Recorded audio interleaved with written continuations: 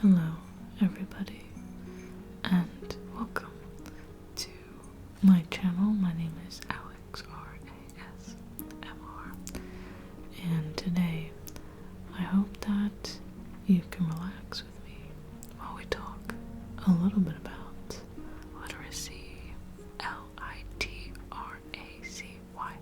literacy, and it's one of my favorite topics. It's endlessly fascinating. As somebody who loves books and learning, I love learning about literacy.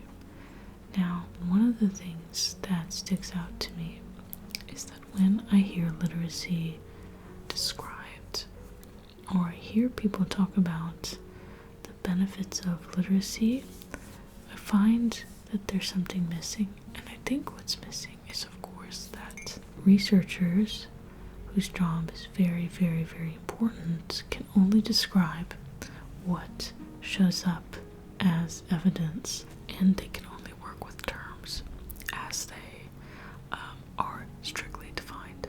So, in this video though, I want to just talk about the way that I understand literacy and how literacy has changed my life and continues to do so, and maybe a broader approach to even thinking about what literacy is or does. Now, my thinking on this was greatly clarified by a recent trip, a vacation that I took to Lyme Regis, which is a beautiful area here in the UK, and I went into a used bookstore and I found this book. It's called Gaia, A New Look at Life on Earth by James Lovelock. I added the dinosaur sticker myself. That did not come with it. I've put that on there. That's a skeleton on the front.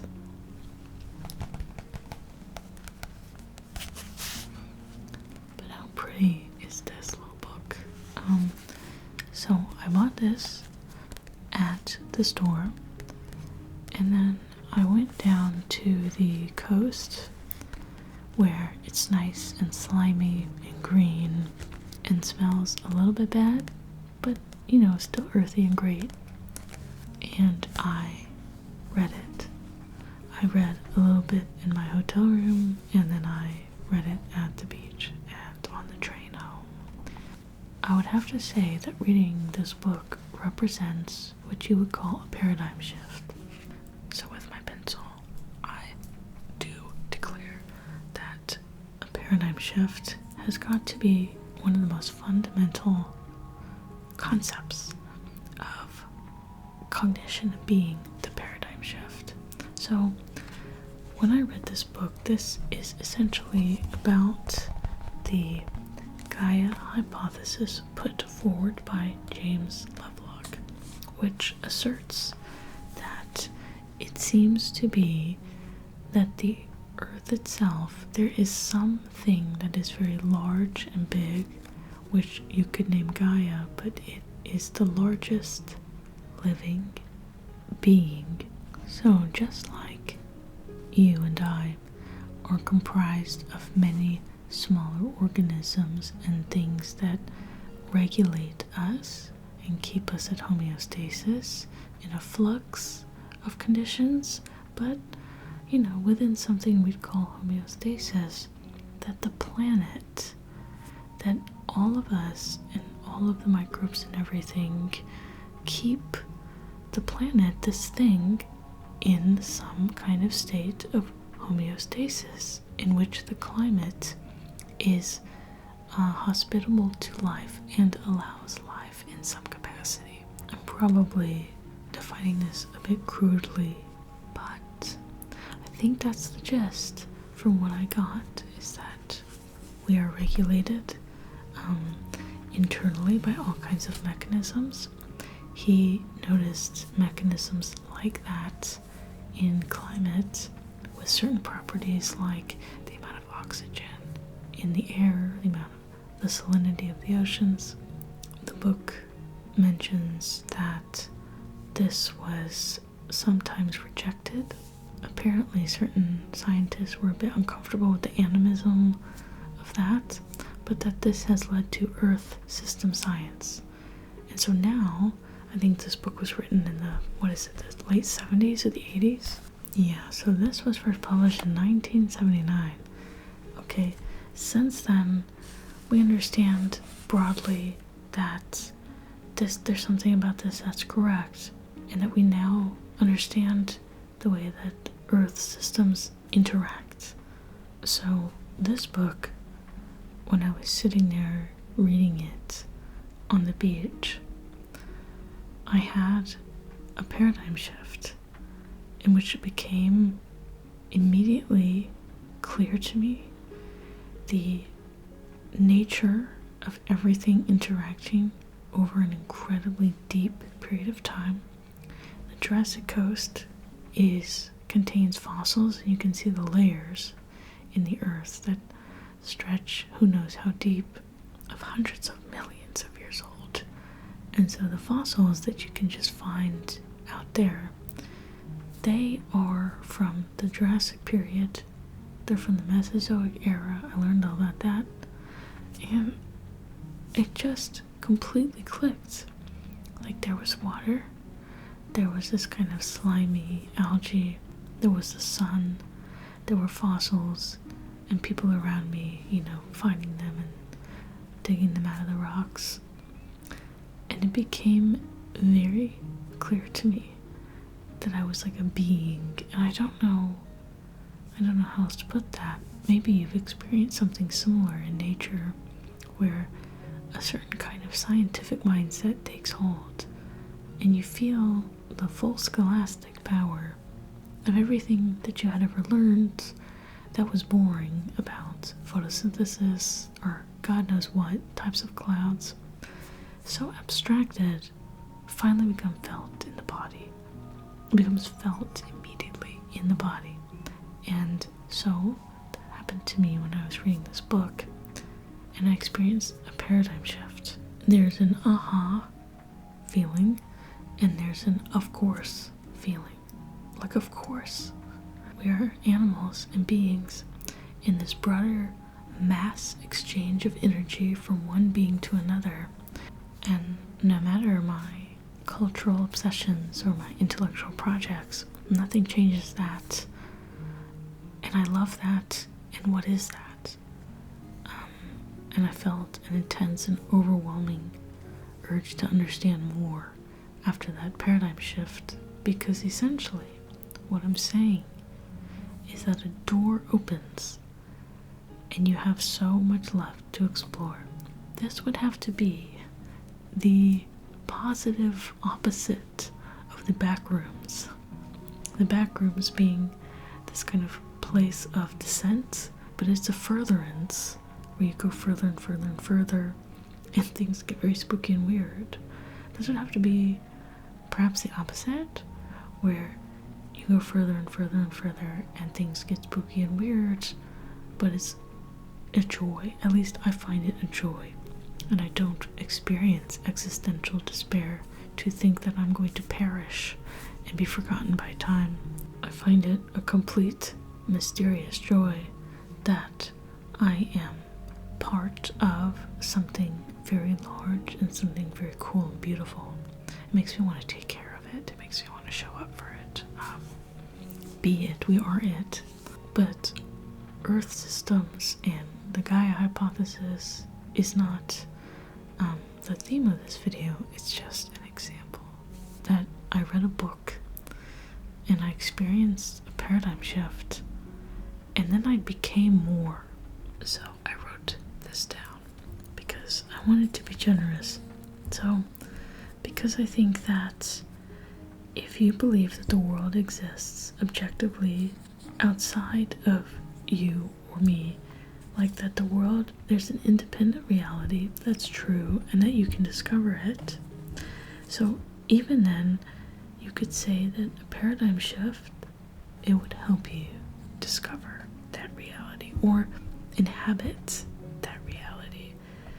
But if you think that all matter, like that external reality, is entangled and it's not fixed or that it's constructed, you you could still say that paradigm shifts add onto reality or they make reality.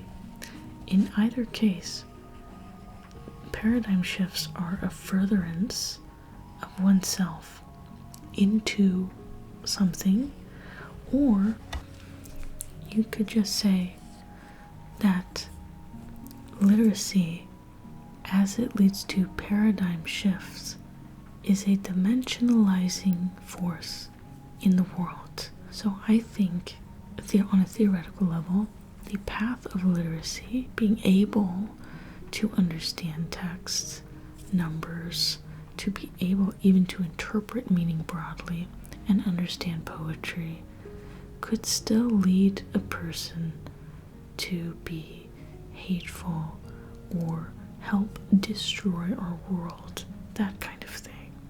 I believe that's a possibility, just like literacy can also lead to a furtherance of self into generosity and kindness.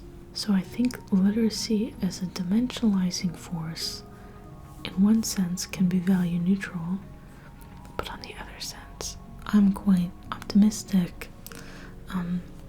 And I believe that because we are beings that are capable of being dimensionalized this way and undergoing paradigm shifts, that means that there's potential for incredible good and that there's potential for change, because it's about furtherance. So I think the more literacy, probably the better.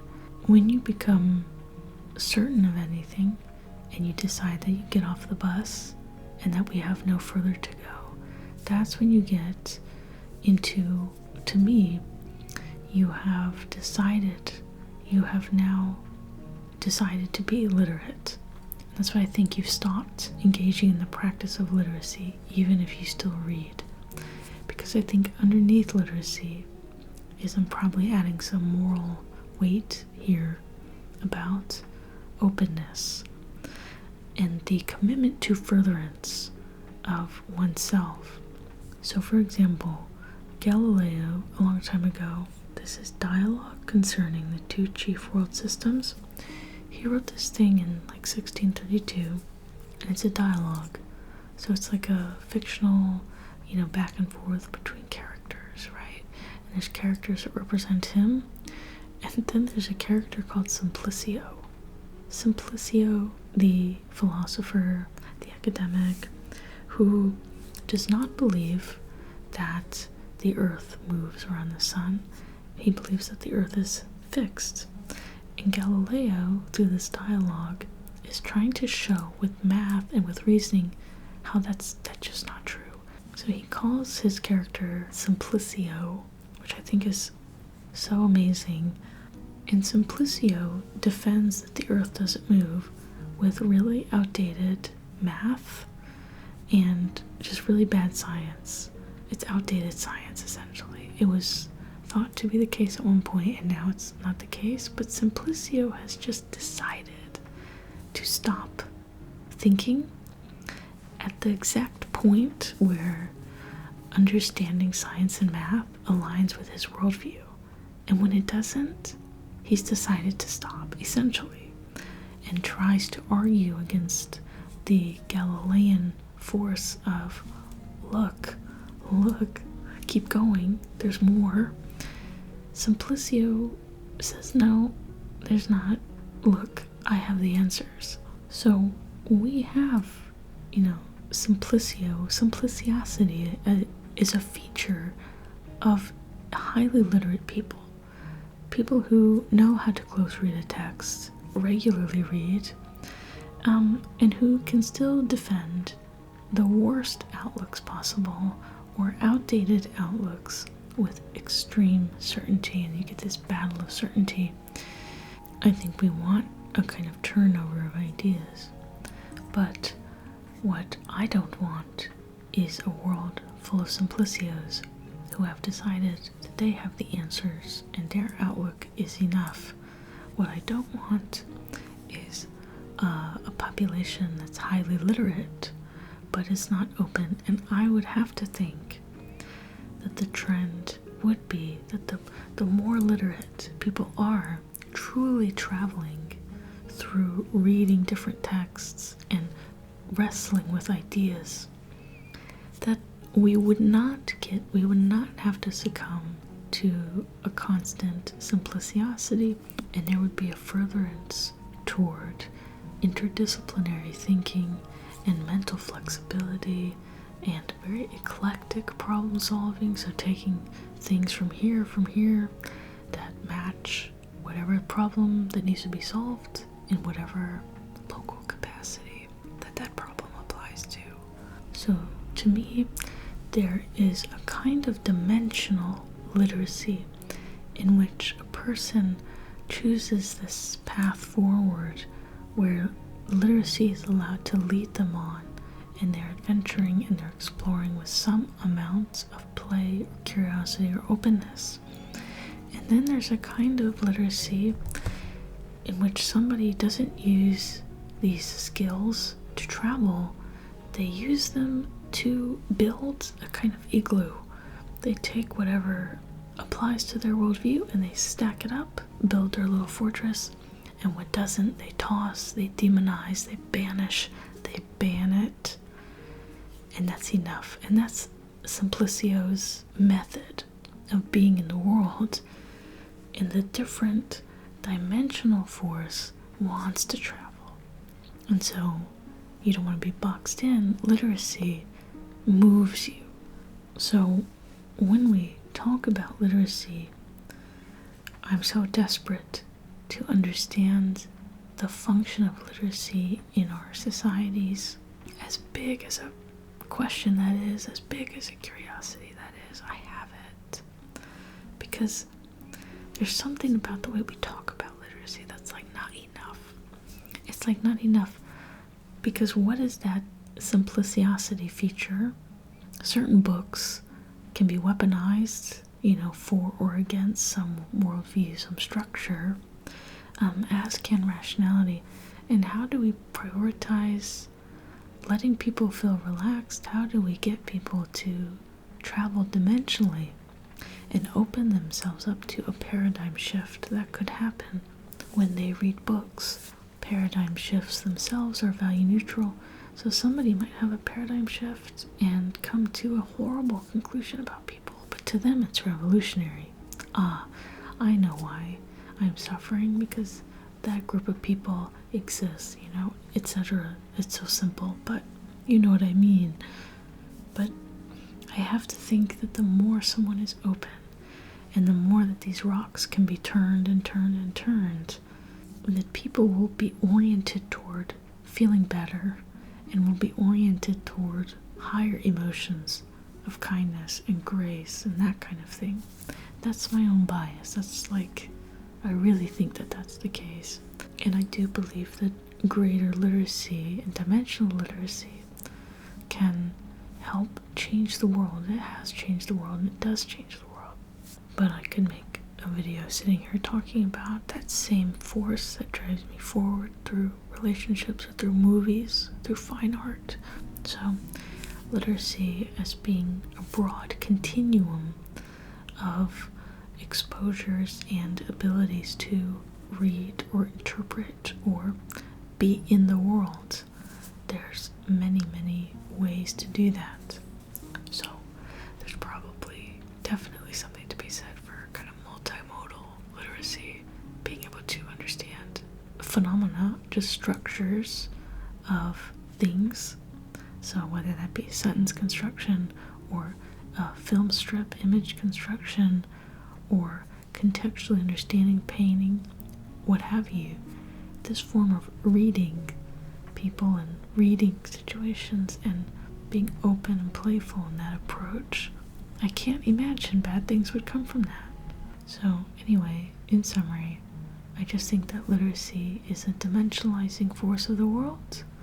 Literacy might be a really big concept that applies broadly to one's ability to just exist in the world, and probably looks very different across people and across culture, but that either way, I think it's a good thing. In a moral sense, I think it's a good thing when the values inherent in it are prioritize the play, the openness, and that it's not used in the service of building an igloo of close-mindedness, of simplicity. I hope that this video was interesting, or at least thought-provoking. I will certainly be thinking about these topics for a while, but also exploring my newfound love and interest of Earth systems, and reading more about climate, and how our world works. I had a great vacation, and this book was great. So, anyway, I hope that you are doing well, and I hope that you have many doors that open that you can walk through. I would like to make another video about the spooky things that happen in the mind, like paradigm shifts. So I'll work on that. But I hope that no matter where you are getting some rest and some relaxation. And I will see you very soon. I will see you very, very soon in another video. If you are going to sleep, then I will wish